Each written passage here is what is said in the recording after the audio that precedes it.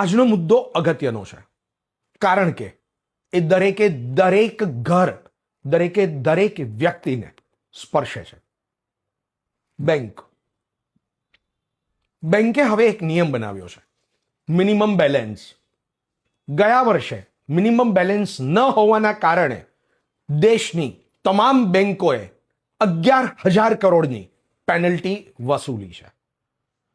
Account મારું, પૈસા મારા, એ પછી પણ હું તમારે ત્યાં મૂકું છું અને ત્યારે પણ તમે નિયમ એવો આપો છો કે તમે આટલા પૈસા નથી રાખ્યા એટલે અમે તમારા એક્સ પૈસા કાપી લઈએ છીએ. આ ક્યાંનો ન્યાય છે? જે પૈસા નથી રાખી રહ્યું એ ખરા અર્થમાં નાનો માણસ છે. મુકેશ અંબાણીના ખાતામાંથી ક્યારેય મિનિમમ બેલેન્સનો પ્રશ્ન આવતો જ ન હોય. જે મિનિમમ બેલેન્સનો પ્રશ્ન આવે છે એ સૌથી નીચલી હરોળના લોકોનો આવે છે અને એ એની પરિસ્થિતિ, એની મજબૂરી હોય છે. એવા સમયે એ મજબૂર માણસને વધુ એક લાત મારી દેવી એ ખરેખર અન્યાય છે.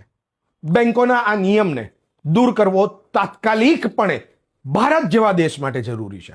જો તમે અમેરિકામાં રહેતા હો અને પર કેપિટા ઇન્કમ જ્યારે તોતિંગ જોવા મળતી હોય ને ત્યારે તમે આવા નિયમ રાખ્યા હોય તો વ્યાજબી છે. જ્યારે તમે યુપીઆઈના સમયમાં આવી ગયા છો અને એવા સમયમાં નાનો માણસ, ચાકવાળો સુદ્ધા પણ જો તમારી પાસેથી પેમેન્ટ બેંકમાં ડાયરેક્ટ લેતો હોય, એ સમયે મિનિમમ બેલેન્સનો આ જે કાળો કાયદો છે એને દૂર કરવો જોઈએ. કારણ કે મેં તમને કહ્યું એમ, નાના માણસને વધુ એક લાત મારી દેવાની માનસિકતા સિવાય આમાં કશું જ નથી.